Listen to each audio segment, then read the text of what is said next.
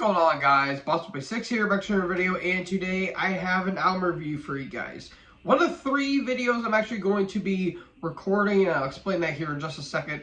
But I'm here to talk about the newest studio offering from High on Fire, Cometh, The Storm. This album comes out on the 19th of April, I apologize, of 2024, released on MNRK Heavy, which is some metal group I'm not really too familiar with, but it's based out of New York City, so there you go there. This is their overall 9th studio album, and this band was formed in the summer of 1998 by former Sleep guitarist at the time, Matt Pike, and to pretty much sum up Matt Pike, he is basically this generation's Lemmy, except more weed affiliated than coke affiliated, but that's neither here nor there, and also rest in peace, Lemmy, because remember, kids, Lemmy is God. But besides that, I have heard of this band. I obviously know their classic albums like Blessed Black Wings, Snakes of the Divine, Luminiferous, and especially their latest album, which actually came out 6 years ago, 2018's Electric Messiah. And also Matt Pike, I believe, did a solo album called Matt Pike versus the Automatron. I think that's what it was called. I believe that was released either in 2021 or 2022. I believe it was 22 he released a studio album. But yeah, this is my first full album listen for this. And, well, before I actually get into that, I do want to address what I just said at the intro. I'm going to be recording three videos today, but they're going to be released on separate days. So you're getting one here today, you get one tomorrow, and you're getting one on Monday. And the reason why, I'm going to be very busy this week. I've got stuff that at work that came up, so I'm going to be basically participating in that and getting that sweet overtime. So yeah, there you go there. So at least you guys are going to be getting content, and I don't want to leave you guys out high and dry. No offense to Def Leppard. But anyways, let's get into this album. So we kick off with the opening track, Lamb's Bread, and right from the opening riff, you get amazing, just stoner, sludgy bliss on this album. And I've said this before, especially when I get like bands like Electric Wizard and especially Sleep, I'm not really too affiliated with the stoner metal genre, but the riffs are absolutely phenomenal on this album, and it's absolutely great throughout the duration of this record in total. And it kicks off with this great track here, just about 6 minutes. Nice, very nice vocal harmonies, especially by Matt Pike, and he just sounds very gruff. I love the more raspiness to his voice. Really damn good stuff. I really love the drum work in particular that is done by Cody Willis, who is, I think, the new drummer. He was originally in Big Business, and especially on the Melvins in particular. So he's obviously got his chops cut out, and the bass is pretty damn good by Jeff Motz, who's been in the band for quite a while now. And of course, Matt just doing some amazing riffs throughout this entire album. So yeah, Lamb's Bread, really good way to kick off the record as a whole.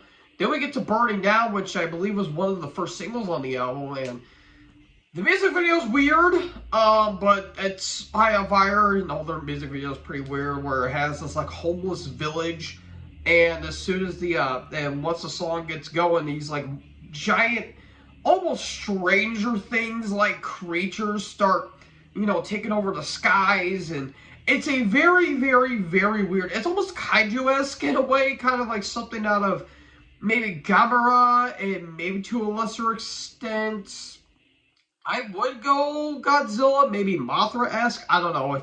It's very weird, but I kind of like it because I'm a kaiju fanboy, so you get that. Song is really damn good. I really love the vocals in it in particular. The riffs are really nice. I really love the whole Black Sabbath swagger, which ironically enough will play in the background. Mainly like Master Reality and Volume 4, and maybe just a little bit of Sabbath, Blaze Sabbath thrown in there, which I absolutely do like. And throughout the entire album, you get some, like, obviously moments of sleep. I get a hair bit of Electric Wizard. And when it comes to, like, the doomy stuff, it's mainly Black Sabbath. But, like, the more sludgier stuff, I get massive Melvin's vibes, which, I mean, obviously, Willis was the drummer of Melvin, so there you have it there. Then we get into the third track, Trismegistus,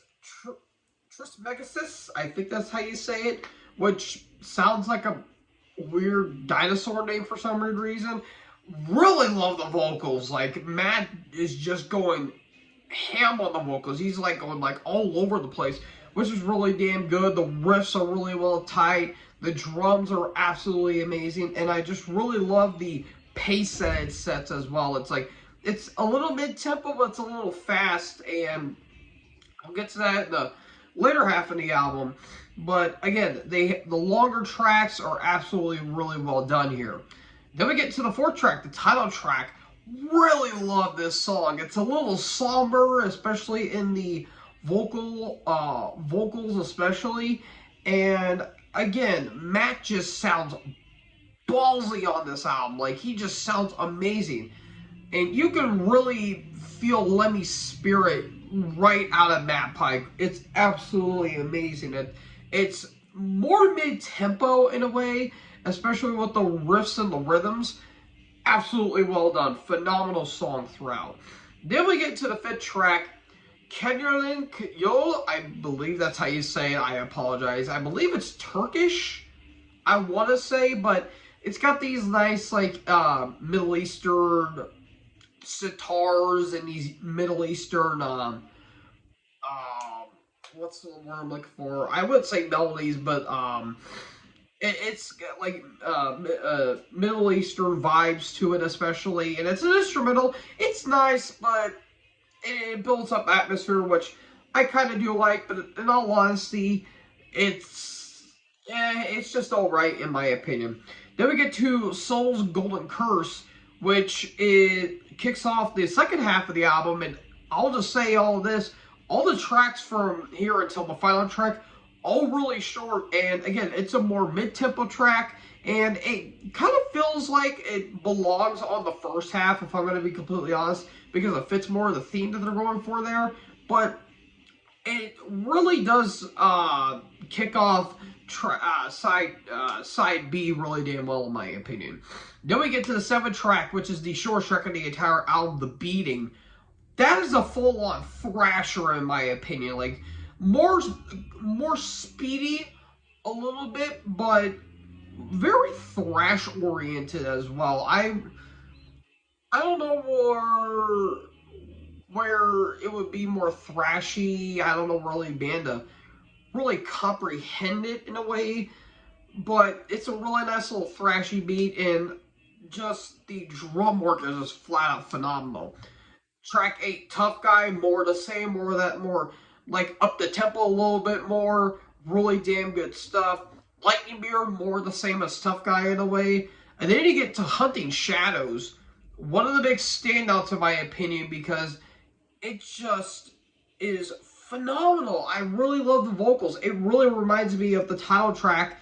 It has that more mid-tempo, a little bit of a somber feel to it, but the riffs are so damn good on it. I just can't stop gushing about the riffs in general. Absolutely great stuff. And then we get to the final track, which is the longest track of the entire album, but just at 10 minutes, Darker Fleece. Just slick, sludgy stickiness throughout. Absolutely great. I would almost say this is my favorite track on here, but I would probably say maybe the title track and Hunting Shadows may be my favorite on here. But just amazing stuff throughout. It's got the really nice ambience and the atmosphere in the back, which has this more kind of a darker tone to it, which is really damn good. Trying to think of like some bands, like, again, you get that more Melvin's kind of vibe. I guess a little bit of early Mastodon thrown there when they were a little bit sludgy, but now they're more progressive. But yeah, you get that more tone to it, and it's absolutely great. And Really quick, I want to talk about what Matt Pike actually said about the themes on this album. And he says, and I quote, "Mostly it's about reinventing ourselves, building our machine back after a few years away. But it's also about what's happening in the world. People are wandering around talking about nuclear war as if it's casual. Oh, it's just nuclear war. Environmentalism doesn't seem to be doing any good for the environment or us. It seems like there has been a big storm building since before COVID, and now shit's hitting the fan. We're just singing about the times." Honestly, I can honestly see where Matt is coming from with that. And the themes on this album are absolutely great. You have the more depressive stuff, like the title track, but then you have the more, social commentary around like abuse, especially on the aforementioned tough guy in the beating. You have the more more depressive stuff like Hunting Shadows and Darker Fleece. And like I guess you could say try to be like a little more immortal in Lightning Beard and in a way. I really like the themes on this album as a whole, and what Mike just said right there about, environmentalism. I can't I can't really talk I can't really sing the praises on that enough, essentially. So, yeah, this was a really, really, really damn good album. I'm willing to give this 4.25. This was a great album right here and then, and I think it's one of the best of the year, in my opinion. So, yeah, Cometh the Storm, 4.25 out of 5. So, folks, what did you guys think about High on Fire, Cometh the Storm? Let me know in the comment section below. And stay tuned because I am about to record my second video. So, be on the lookout, but I'm recording that. I'm going to be releasing that tomorrow. So, you guys are going to be having content as the week goes on. So, let me know in the comment section below what you guys think about this album. And, of course, make sure you leave a like, leave a comment, tap the bigger subscribe button, and tap the bell so when I upload, you guys will be notified. Thank you guys so much for watching this video, and most importantly, join the herd. Talk to you in the second video. Peace out.